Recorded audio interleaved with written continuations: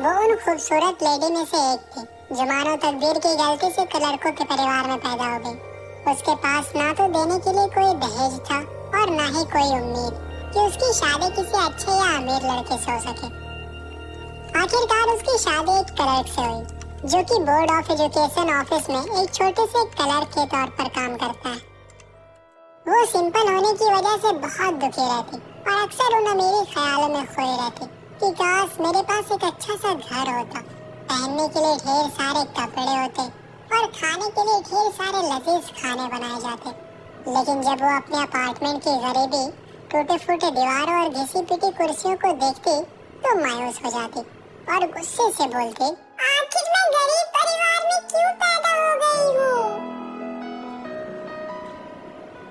जब वो रात के खाने के लिए अपने पति के सामने बैठती जो खुशी से ट्यूरिंग को खोलते हुए बोलता है, ओह आज पॉट पाई बना है, इससे अच्छा तो खाने में मेरे लिए कुछ हो ही नहीं सकता।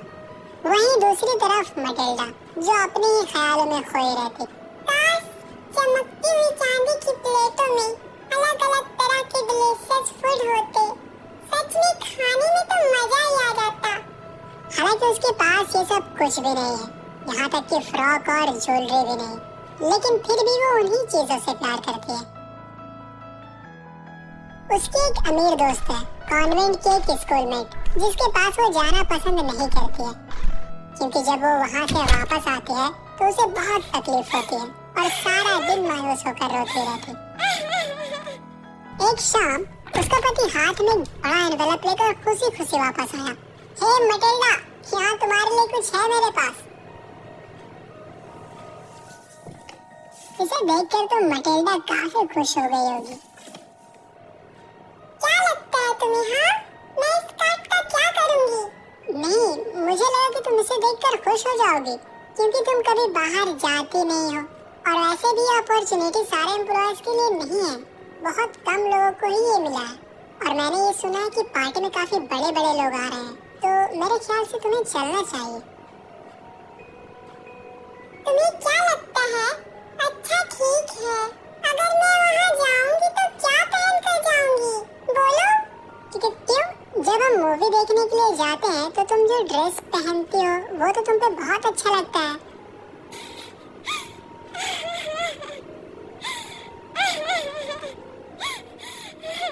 क्या बात है, तुम रो क्यों रही हो?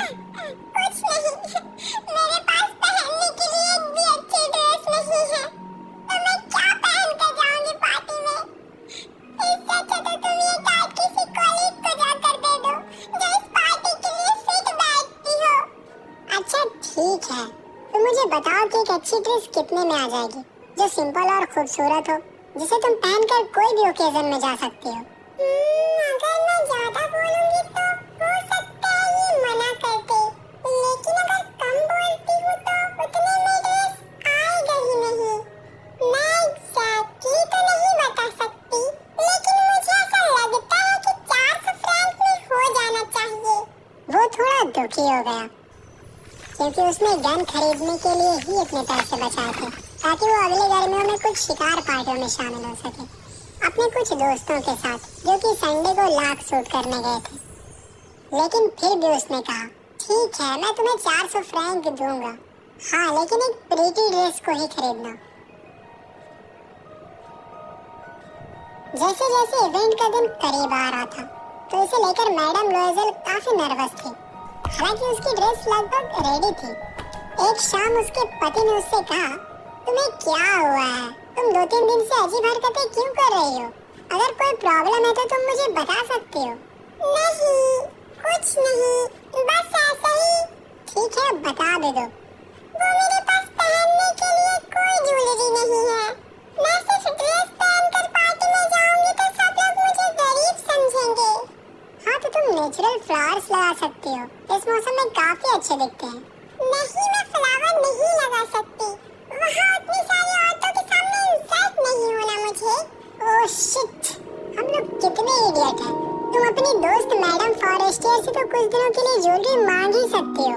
ओह हाँ, ये आइडिया मेरे माइंड में पहले क्यों नहीं आया? अगले दिन वो अपने दोस्त के घर गई और अपनी दुख भरी कहानी सुनाई।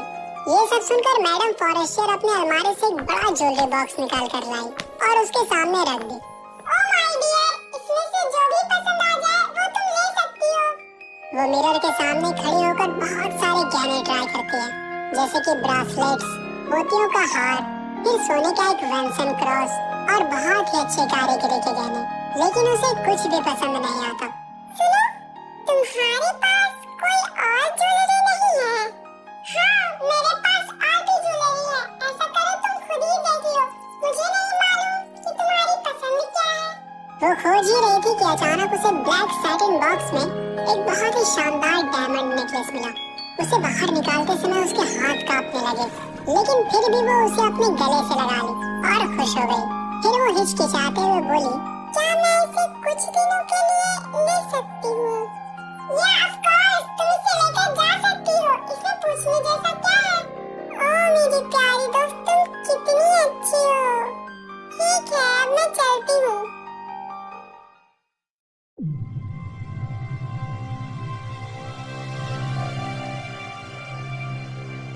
आज पार्टी का दिन है। जैसा मैडम लॉयजल चाहते थे वैसा ही हुआ। वो स्माइल करती हुई बहुत प्यारी लग रही है। उसकी ड्रेस, उसकी नेकलेस सच में बहुत ही खूबसूरत लग रहे हैं। पार्टी में जितने भी लोग हैं सब उसी को ही घूर रहे हैं, उससे बात करने की कोशिश कर रहे हैं। ये सब देखकर वो बहुत ज्यादा खुश है, मानो जैसे उसका हर एक सपना पूरा हो गया हो। वो खुशी के नशे में बहुत देर तक नाचती रही। करीब सुबह के 4 बजे तक वो घर के लिए निकली। उसके पति आधे नींद से सैलून में सो रहे हैं। साथ में 3 लोग और हैं जिसकी वाइफ अभी भी पार्टी में एंजॉय कर रही है। ये कैसे सॉल है? जल्दी यहाँ से चलो, वरना कोई देख लेगा तो क्या सोचेगा? सब लोग कितने महंगे महंगे सॉल पहने हैं। अब चलो भी यहाँ से। अरे लोजल रुको, मैं कैब बुला कर लाता हूँ। लेकिन वो एक नहीं सुनी और तेजी से सीढ़ियों से उतरने लगी। जब वे लोग सड़क पर पहुँचे तो उन्हें कोई भी कैब नहीं दिखी।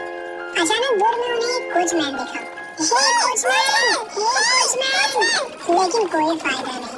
वो निराश और कांपते हुए नदी की तरफ चल पड़े। थोड़ी दूर चलने के बाद आखिरकार उन्हें उन पुरानी गाड़ियों में से एक मिल गई जो रात होने के बाद भी अक्सर पेरिस में देखी जाती है। ये उन्हें उनके दरवाजे तक ले गया और वो दोनों थके हारे अपने अपार्टमेंट तक चले गए। मैडम लोजेल अब भी पार्टी के बारे में सोच रही है, लेकिन मिस्टर लोजेल को याद आया कि उसे 10 बजे तक ऑफिस पहुंचना होगा। वो अपनी खूबसूरती को एक आखिरी बार देखने के लिए कंधे से शॉल को हटाई। अचानक उसके मुंह से चीख निकल गई, मेरा नेकलेस कहाँ गया? मिस्टर लोजेल ने पहले से ही आधे कपड़े उतार दिए हैं। क्या बात है? मेरे पास मैडम फॉरेस्टर का नेकलेस नहीं है। क्या? लेकिन कैसे?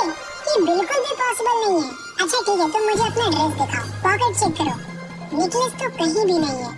क्या तुम्हें यकीन है कि जब हम लोग मिनिस्टर के घर से निकल रहे थे तो तब भी ये तुम्हारे पास था? हाँ, जब मैं बाहर आ रही थी तो ये मेरे पास ही था। हो सकता है तुमने उसे सड़क पर गिरा दिया हो, लेकिन गिरने की आवाज तो हम लोगों ने नहीं सुनी, तो फिर पक्का ये कैब में ही रह गया होगा। हाँ, ऐसा हो सकता है कि नेकलेस कैब में ही रह गया होगा।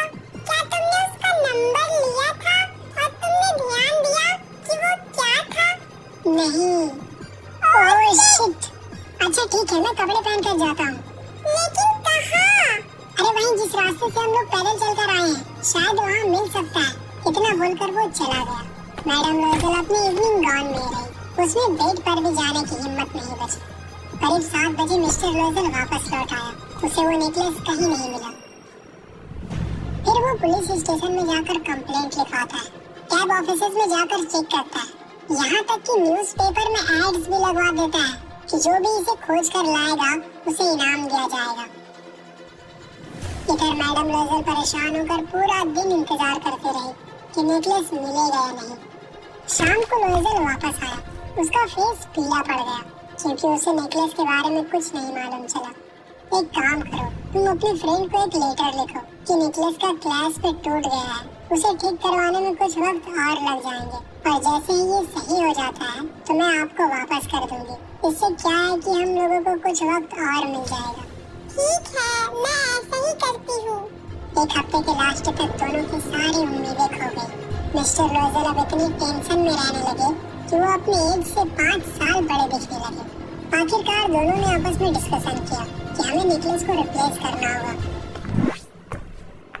फिर ये लोग पाले रॉयल शॉप में जाते हैं और वहाँ उन्हें डायमंड का नेकलेस दिखता है जो एग्जैक्ट वैसा ही लग रहा जो इन्होंने खो दिया था। इसकी कीमत 40,000 फ्रैंक्स है। हालांकि डिस्काउंट वगैरह करके 36,000 फ्रैंक्स में मिल जाएगा। इसे खरीदने के लिए लोजेल के पास सिर्फ 18,000 फ्रैंक्स ही हैं, जो उसके पिता ने उसके लिए छोड़ दिया था, और बाकी के पैसे वो लोगों से बड़े-बड़े वादे करके उधार कर लेता है। फिर वो काउंटर पर 36,000 फ्रैंक्स जमा करके न्यू नेकलेस को खरीद लेते हैं। इसके बाद मैडम लोजेल फॉरेस्टर के घर गई। हे मटेगा, कैसी हो तुम? आओ अंदर आओ। वो मैं तुम्हें ये नेकलेस वापस करने आई थी। ओह हाँ, नेकलेस?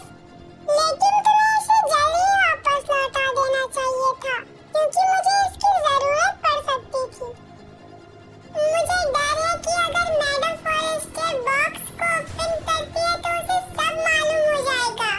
ये उसकी नेकलेस नहीं है। हमने उसे कोई और नेकलेस दिया है। कहीं वो मुझे चोर तो नहीं समझेगी? ओह गॉड! लेकिन ऐसा नहीं हुआ। वो बॉक्स को ओपन नहीं की।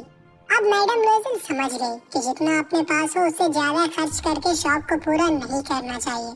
और हाँ, बहादुरी दिखाकर वो नेकलेस तो वापस कर दी, लेकिन नेकलेस को खरीदने के लिए जो इतने सारे लोन्स लिए हैं, अब उसे चुकाने की बारी है।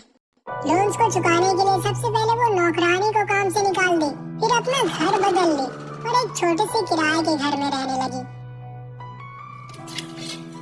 इसके लिए उसे किचन के सारे कामों को सीखना पड़ा, जैसे कि गंदे बर्तन धोना, तेल लगे हुए कपड़े साफ करना, फिर उसे सूखने के लिए देना, और भी बहुत सारे काम।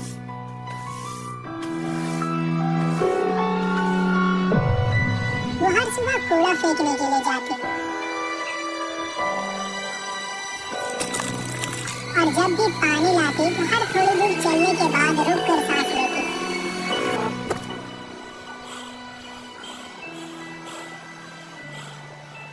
वो एक आम औरत की तरह कपड़े पहनकर अपने हाथ में टोकरी लेकर किराने की दुकान, कसाई और फल बेचने वालों के पास जाने लगी। अक्सर वो खरीदारी करते वक्त अपने बचे हुए पैसों का मोल भाव करती। उसके पति भी अब ओवर टाइम काम करने लगे, यहाँ तक कि घर के लिए भी कुछ काम लेकर आते, जैसे कि कुछ मर्चेंट के पेजेस को कॉपी करने का काम, और इसके लिए वो 5 शोज लेते। ये जिंदगी 10 साल तक चली। 10 साल के आखिर तक वो सारे लोन चुका दिए। मैडम लोजेल अब बूढ़ी दिखने लगी। वो एक गरीब घर की मजबूत और कठोर औरत बन गई। इसके बाल बिखरे हुए रहने लगे, स्कर्ट खराब रहने लगी, उसके हाथ लाल हो गए। वो अब ऊंची आवाज में बातें करती।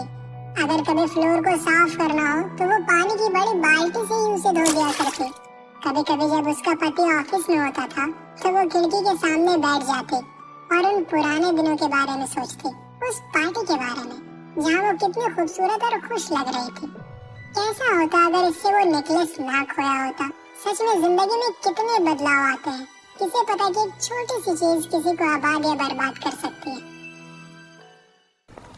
एक संडे जब वो पूरी वीक की स्ट्रेस को दूर करने के लिए चैम्प्स एलिजे में वॉक करने गई तो उसे अचानक एक लेडी अपने बच्चों के साथ घूमती हुई दिखी। ये मैडम फॉरेस्टियर है? शायद हाँ।